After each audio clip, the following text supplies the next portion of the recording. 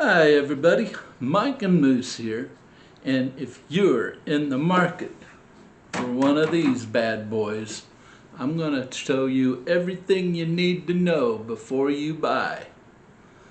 The Spray Booth Buyer's Guide 2026 is next on Modeling with Mike.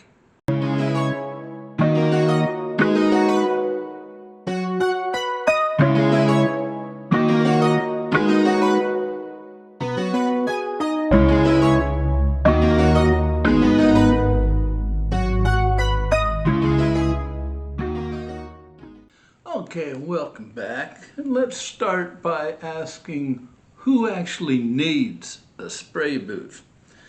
Well, number one, it depends on what you're spraying. If you're spraying acrylics, most of the time you really don't need a spray booth because acrylics are usually water-based or alcohol-based, and with the exception of just the paint particles themselves, the fumes are not going to give you that much of a problem. So with acrylics, you can use a cardboard box. That's what I used my first year back in the hobby, was a cardboard box. I sprayed into a cardboard box and it worked fine. But when you get into enamels and lacquers that are solvent based and have a high toxic odor and aroma, you need a spray booth to get rid of all the fumes. Now, where are you spraying? Are you spraying in an apartment? If you are, and you're spraying enamels and lacquers, you're gonna need a spray booth, or else if it's, especially if it's an apartment building or complex, your fumes are going to get into the ductwork and bother other tenants. If you're in a house, you got to worry about other people who are living in the house, whether they be roommates or family. Or are you doing your spraying in a basement? Most of the time in the basement, it's just you. That's up to you. If you want to suck in fumes and do harm to yourself, well, you know, that's your choice.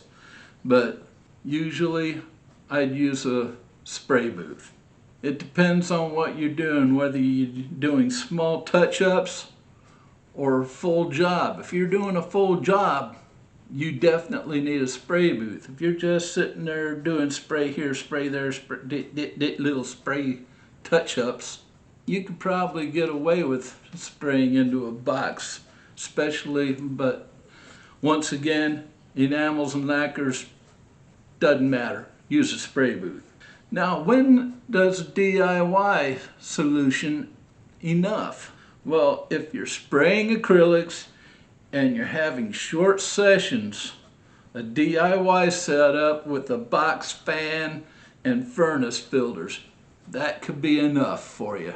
But if you're using enamels and lacquers, once again, you're doing longer sessions, you need a properly vented spray booth. Now let's talk about the most important spec to an air booth, and that's airflow, measured in CFMs. Now what is a CFM? CFM stands for cubic feet per minute. That is the amount of air your exhaust fan is moving. A lot of manufacturers' numbers for CFM can be misleading on your spray booth that you're looking at. And why is this so? Because a lot of these measurements are measured without filters or hoses attached. It's just the fan moving air. And that is going to be a lot more than the number would be if you had hoses and filters attached. Let's look at a table here that will show you real world CFM and how it fits scale model sizes. If your model size is 1/144th to 1/72nd, or you're doing small parts, your CFM range should be about 80 to 120. That'll do you.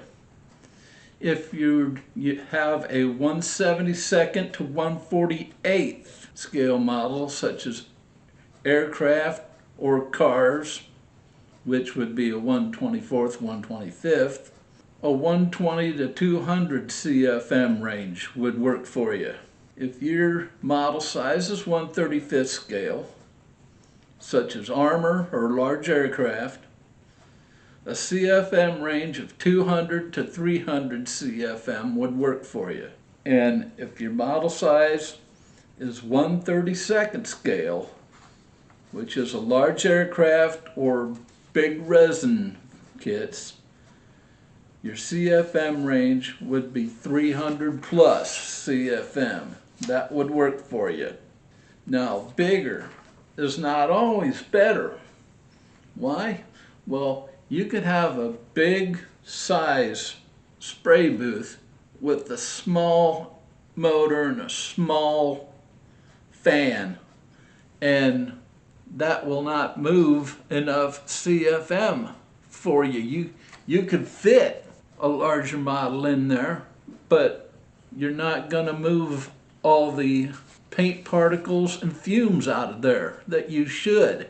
So make sure that the CFM matches the size of the booth. Let's talk about filters, which is the hidden deal breaker. Now let's talk about pre-filters versus carbon filters.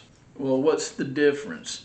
A pre-filter is a filter you put in front of your main filter, and its job is to catch the paint particles, the overspray paint particles that your airbrush is putting out that don't go on the model. And carbon filters, well, they're not made to catch the paint particles. They're made to catch the fumes and the smells and the vapors. Why does filter availability matter in the long term?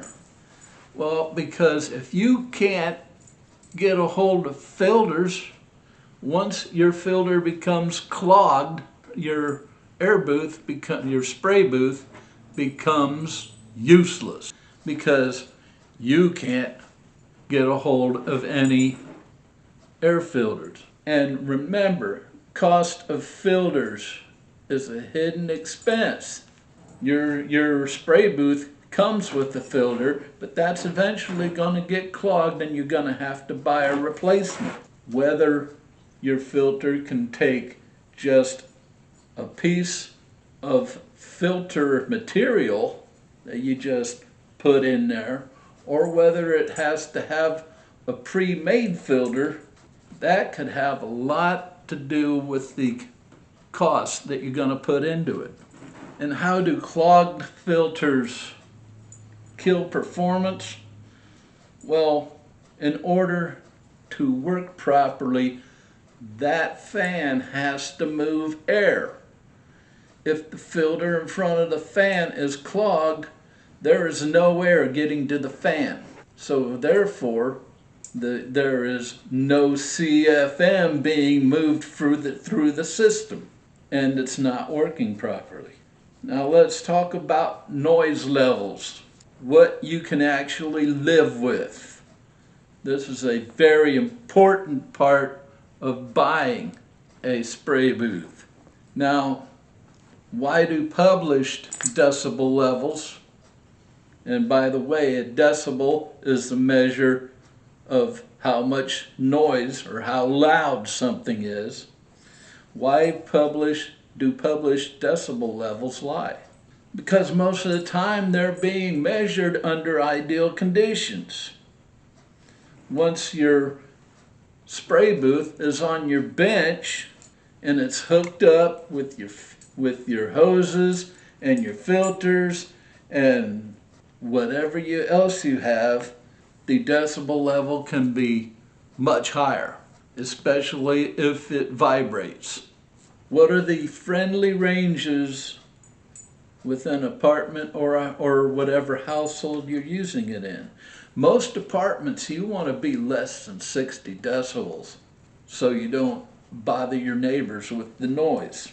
But let's look at this table and see what the suitability is for each decibel level. If you're at 40 to 50 decibels, if you're in a range that's very apartment friendly.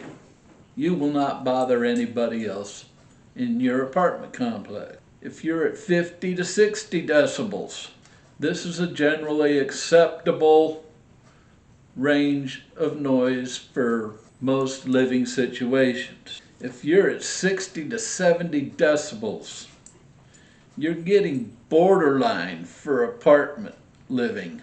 You might have some neighbors complaining to the front office, you might not. And if you're at 70 plus decibels, you're often way too loud for shared spaces.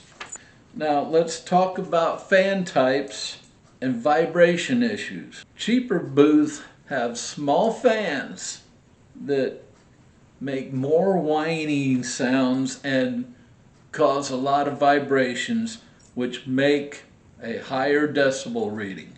Your larger booths have larger fans that are usually quieter and smoother and produce the same airflow, but with less volume.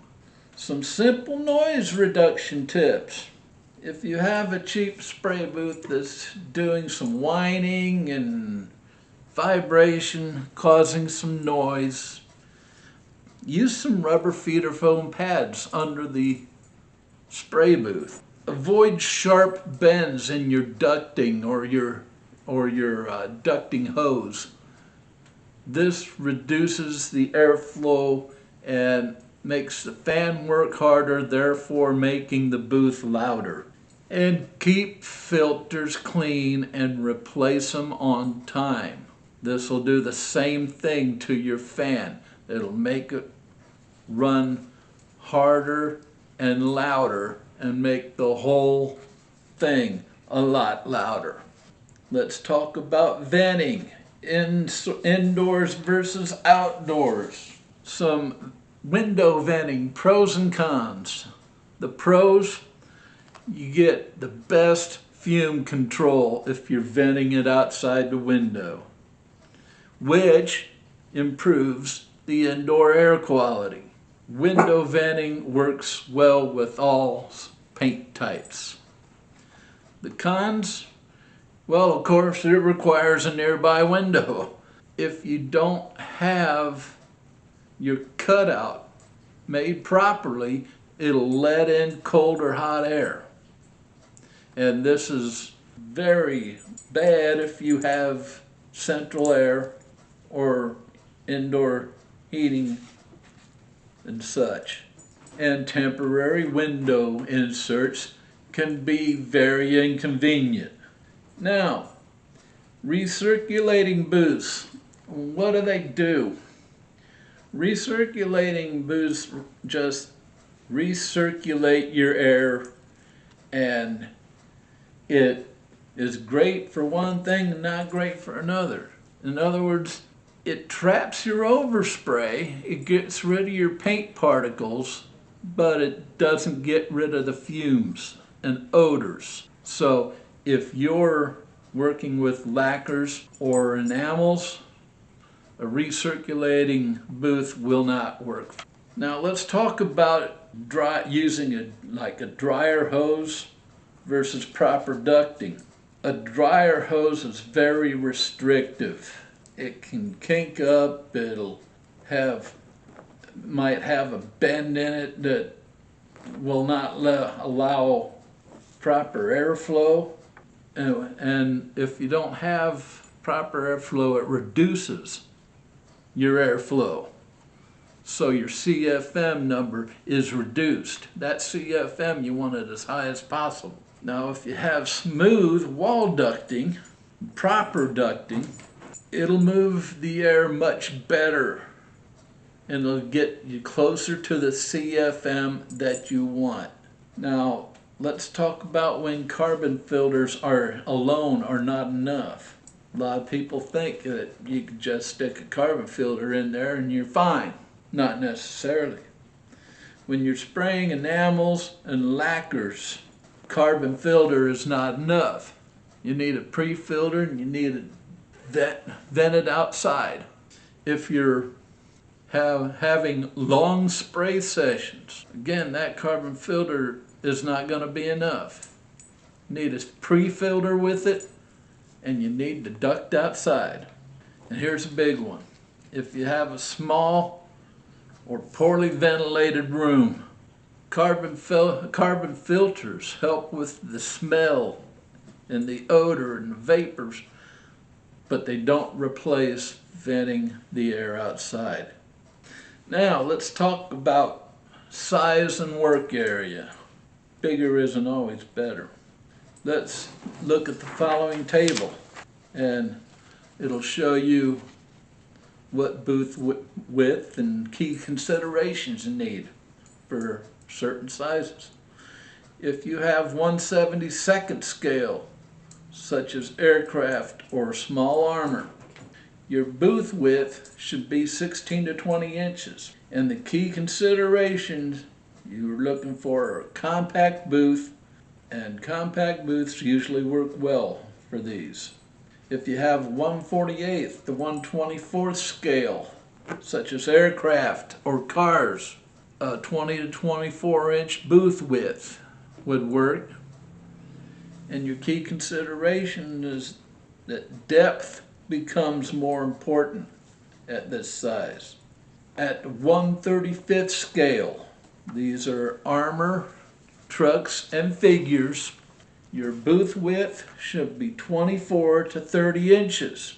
And your key consideration is that height and airflow really matter at this size. The height of your booth, and you need to have a large airflow. So one thing to remember is a booth that looks big on paper can still feel cramped when you use it. Now let's talk about bench depth and lighting issues.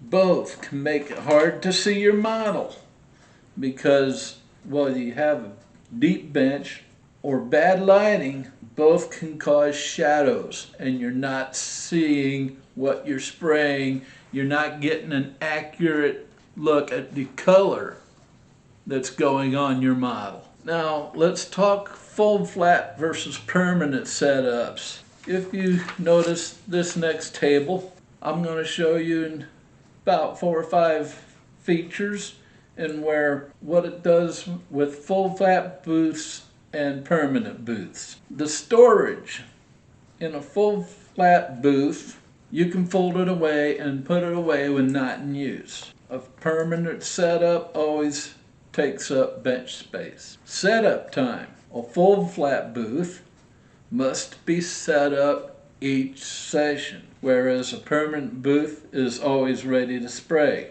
For stability, fold flat booths are lighter and they can vibrate more. Permanent booths are heavier and more solid on your bench. For airflow potential, fold flat booths usually have lower airflow. Permanent booths are usually higher airflow. And what are each best for? Fold flat booths are best for small spaces and apartments. Permanent booths are better for dedicated hobby rooms. So remember one thing from this is that fold flat booths save space, but permanent booths usually give you better airflow and less vibration.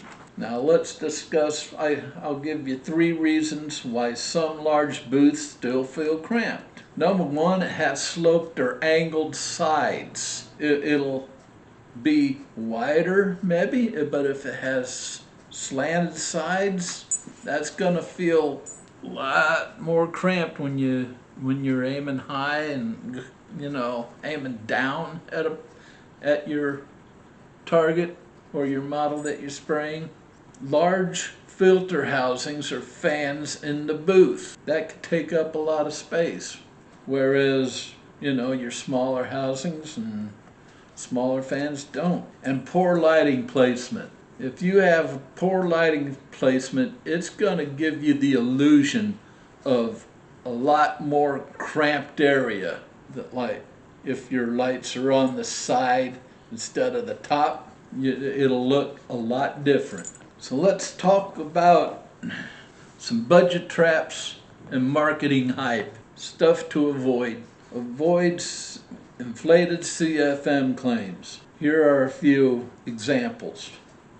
Free air ratings. Free air ratings are CFM measurements that are measured with no filters or restrictions, as we discussed before. Dual fan math.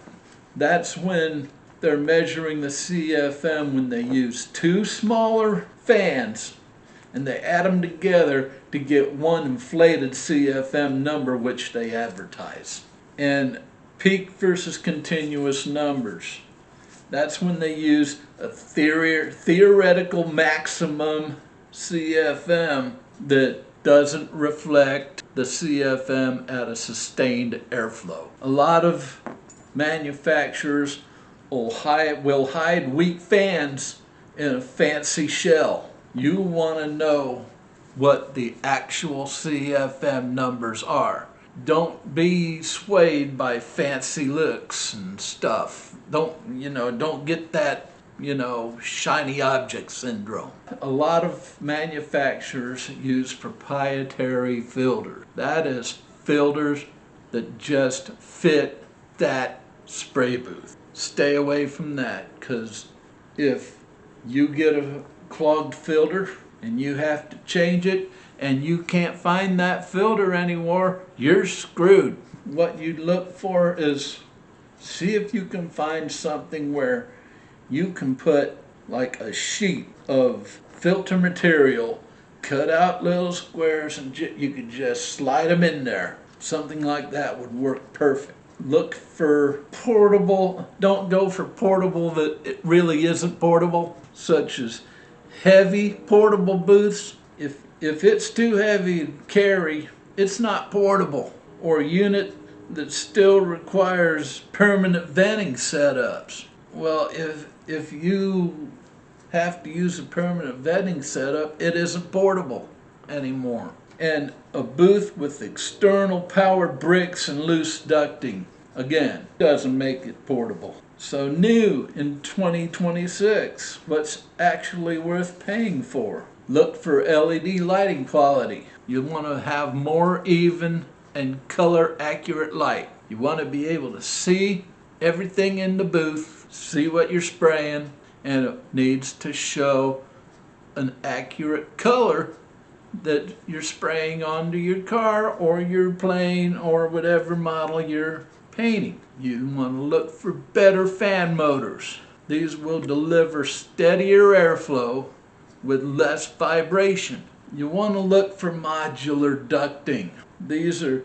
interchangeable or ducting that comes in parts. These make easier routing around furniture, around other items without custom cutting. Look for improved carbon filters. These help reduce odors longer before replacement is needed and performance drops off. Now, what's just gimmicks? Well, here's 3 examples. Number 1, RGB or color changing LED lights. They don't do anything for vision or color accuracy. Overhyped app or smart controls added to your booth. Again, they do nothing. And number 3, tiny add-on carbon pads labeled as industrial filtration. They don't do any extra filtration, they're just there. So one thing you gotta ask yourself, if it doesn't improve airflow, filtration,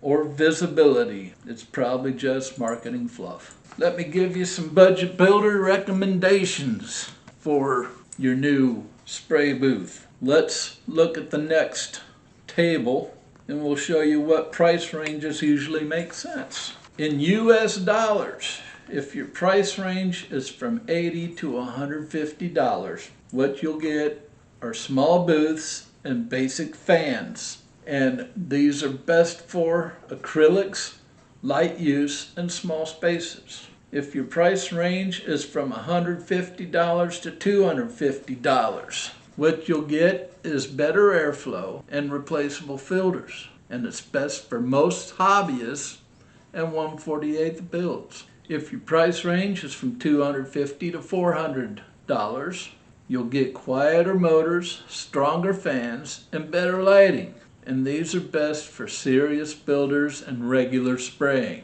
If your price range is from $400 up, you'll get a large work area, high airflow, and pro-style features. And it's best for large scales, heavy use, and lacquers. Now, the next table I'll show you, it'll show you what features to prioritize at each price tier. Again, if your price range is $80 to $150, your top features will be basic airflow, pre-filter, and full flat design. Why does this matter? It controls overspray on a tight budget. If your price range is $150 to $250, your top features are better CFM, replaceable filters, and LED lighting. Why does this matter?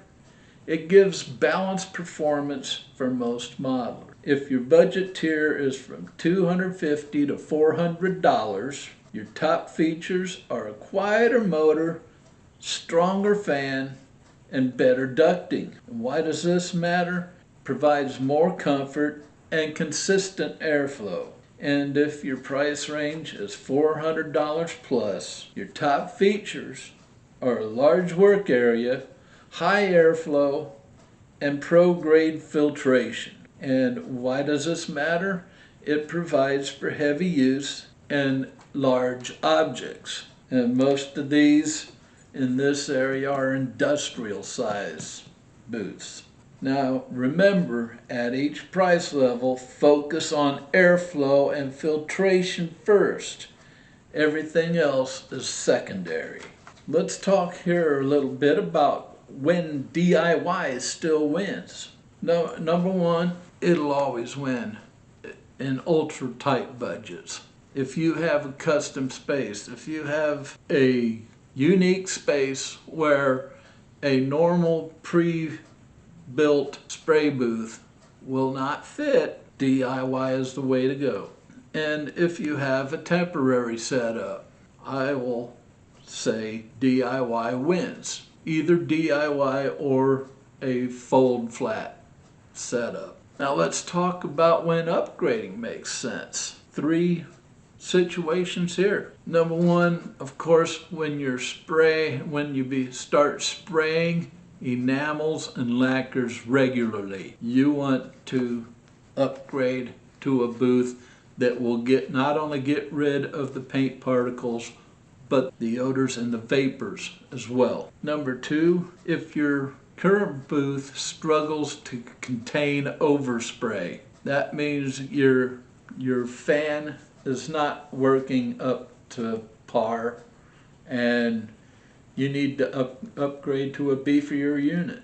Simple as that. And number three, noise and vibration are starting to affect you and those around you.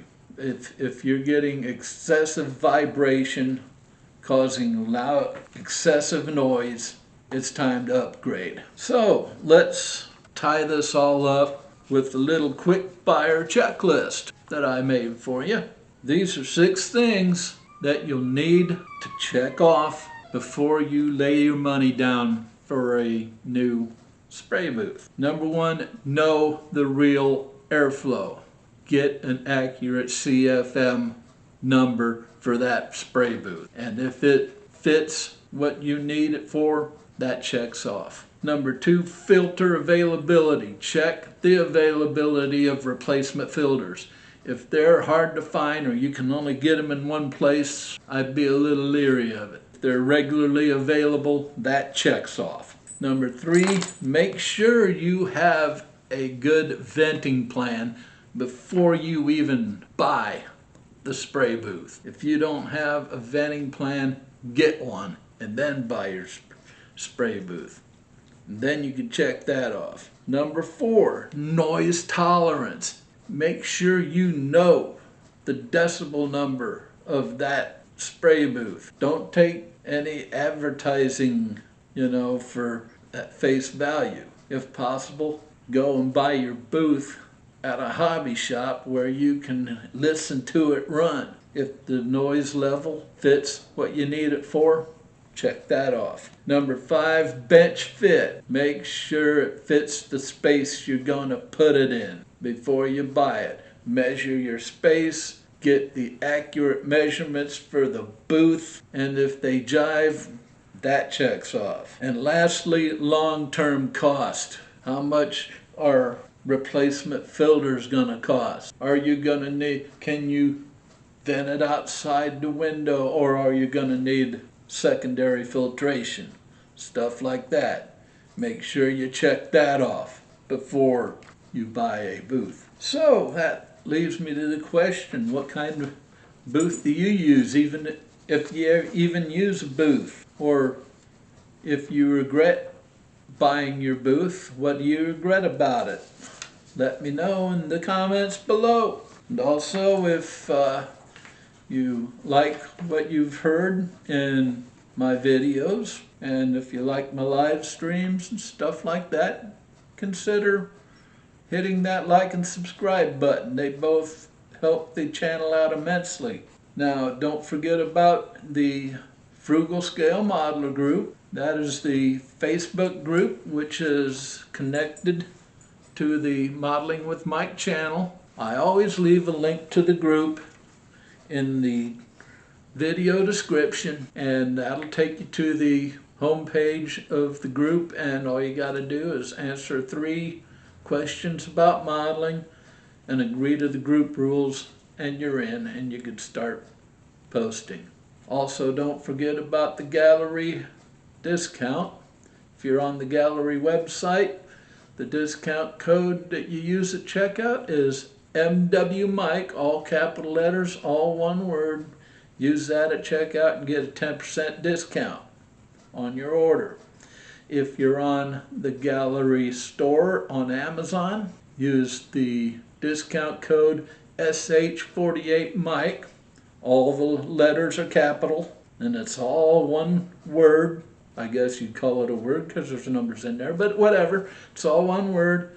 Enter that SH48Mike at checkout, and you'll get 5% discount on your order there. Next video, we are going to have a demonstration on the hairspray method for paint chipping. So that should be interesting. That's what's coming up next. I believe that's all I've got for this one. So you know what we always say around here. Never stop pushing your modeling boundaries. So until next time, see you later.